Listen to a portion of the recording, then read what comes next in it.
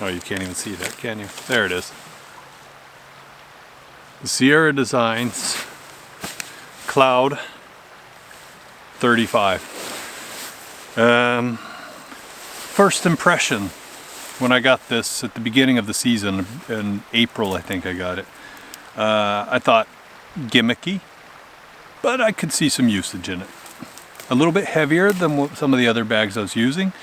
I've been using the Enlightened Equipment and the Cumulus 350, I think, yeah, and a few other bags for quite a long time. So I was looking for something else, but I didn't want a standard sleeping bag because I really wanted some of the bonuses that I get with the sleeping pad or with the quilt, but I wanted it in a sleeping bag format.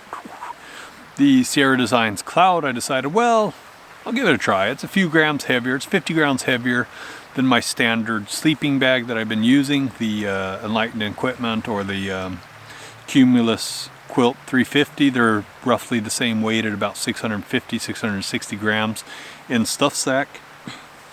And this one is 700 grams for the large wide. This is the Cloud. Now you can't really read that, but it's the Cloud 35. And it's got a comfort rating of 2 degrees and a limit of -3 Celsius. 36 degrees Fahrenheit, 26 degrees Fahrenheit limit. And to be honest, I'm surprised that these haven't gotten as much exposure and attention as they have. They're not that talked about, which is surprising to me because, wow. That's my review of the Sierra Designs Cloud. Wow. And as if the design, the warmth, and the weight weren't enough to, you know, for the goodness of it, I guess, it's also got the best down plucking policies in the industry. And they've won numerous awards for their down policy, which I think, you know, it's pretty important. Yeah, track my down. Whoa, come on. You can focus on that, can't you? There you go. Yeah, track my down. Anyway, so for the regular size, it's 660 grams in the stuff sack, and for this large wide, it's 700 grams. And I found that it's about right. This bag weighs about 700 grams. So the materials, it's not the light. They could probably make this much lighter if they wanted to, but Sierra Designs is one of those companies that's always looking for that mix between good enough quality and a good price. So it's not premium, but it's not garbage. This is down 800, and the materials are a little bit heavier than something you would get like on the Cumulus bags or on the Enlightened Equipments, which is a much lighter material. But again, I get the feeling that this is a little more robust. It's going to hold probably longer than what the real super light stuff is going to do. I know my hog gloves, for example, it was getting holes in it after 2 uses. And this one I've had for the whole season, and other than the Cumulus quilt that I use for the TGO challenge, I've only been using this one. So, and its bigger brothers that I'll talk about later. Now this is the Cloud. I'll go ahead and set that up. Hey, there I am. All right. So the Cloud is a zipperless sleeping bag, and it has this little pouch that you put your sleeping mat into, and that kind of, you know, much like you would have with a quilt where it locks onto your sleeping pad, this kind of does the same thing. It locks onto your sleeping pad. So I'll go ahead and put that in there.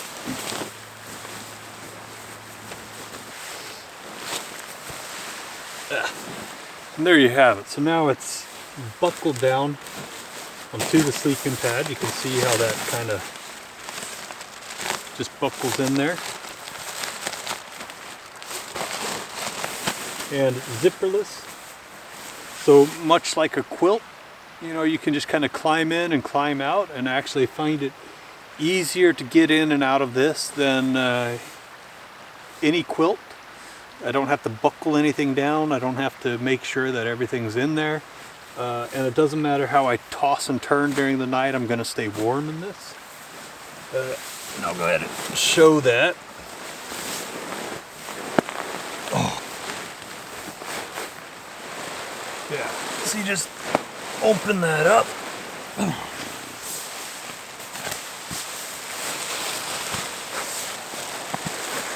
Climb in.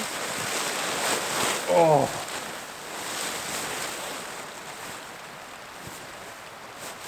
And you're done.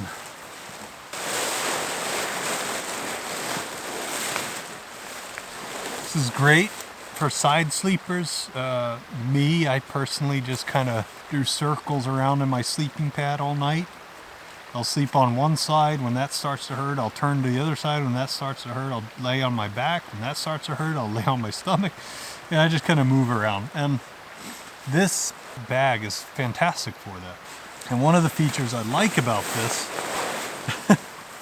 this is something that I just love about this bag. It seems minor, other than the fact it doesn't have a zipper and it locks down. But it even has like a little kangaroo pouch down here that, oh. So, I love that. I don't know how many times I use that constantly. And it's not like you're, you know, a badly designed foot box that you're going to get cold on because the zipper's not keeping it tight. This keeps your feet tight, because once you snug them in there, you can see that there's down on the top and on the bottom. Oh, and you just kind of put your feet back in there, and now it's perfectly tight. I've never been cold in this bag when I've kept it within the temperature zones that it's meant for. And I can't say that about too many other bags, or quilts for that matter. And it's big. Did I say it? This is the large version, and it's wider than, I don't know, it's wider than any bag I've used. It's massive. And it still has the mummy, so yeah. Oh, this is nice. And even though it buckles down to your pad, it's still quite flexible. I mean, look how I'm sitting now. So, flexible, warm, light, relatively cheap, excellent down policy, and top-notch design. I honestly don't know why this bag doesn't get more exposure than it has. There are lighter solutions, but at least we'll say like this, for the kind of climate and the kind of areas that I hike in, this is just a fantastic sleeping bag. And I have this one, and I use even the 20-degree bag, which I had last weekend. Now that it's starting to get in the minus, you know, it was -5. You can see that video called the Orelsleden. It was -5 in the night Celsius, and that bag kept me perfectly warm inside of it. And then they have the Nitro series, which is basically the same thing but with a zipper and doesn't attach to your pad, so a more proper sleeping bag. This is a mixture between a quilt and a sleeping bag. So anyway, the Sierra Designs Cloud 800, thumbs up.